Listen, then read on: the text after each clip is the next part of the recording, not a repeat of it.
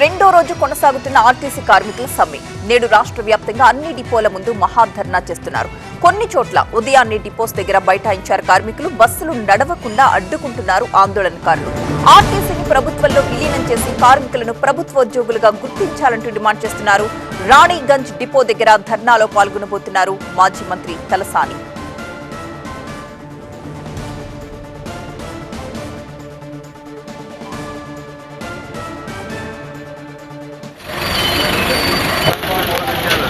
అదే చెప్పినా కదా.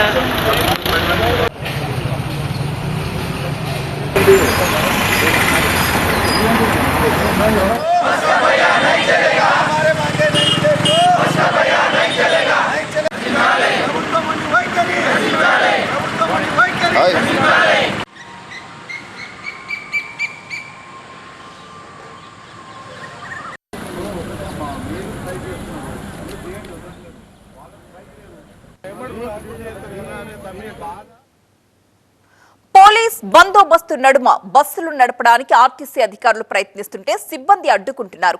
కాంట్రాక్ట్ డ్రైవర్లు, కానిస్టేబుళ్ల సహాయంతో అద్దె ఆర్టీసీ బస్సుల్ని పంపిస్తున్నారు పోలీసులు. డిపోల దగ్గర పోలీసులు ప్రత్యేకంగా భద్రత ఏర్పాటు చేశారు. నిరసన చేస్తున్న కార్మికులు అడ్డు తగలకుండా పోలీస్ పహారా మధ్య బస్సులు నడిపిస్తున్నారు అధికారులు.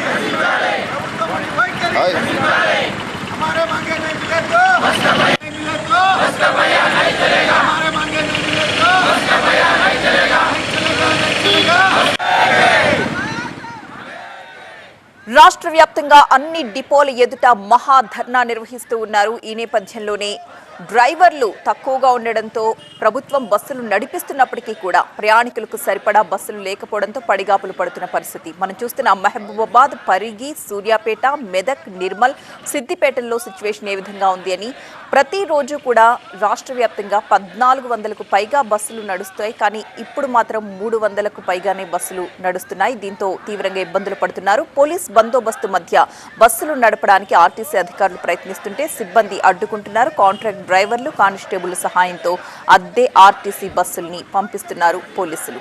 డిపోల దగ్గర పోలీసులు ప్రత్యేక భద్రత ఏర్పాటు చేసిన దృశ్యాలు కూడా మనం చూడొచ్చు. నిరసన చేస్తున్న కార్మికులు అడ్డు తగలకుండా పోలీస్ పహారా మధ్య ఆ బస్సుల్ని నడిపిస్తున్నారు అధికారులు.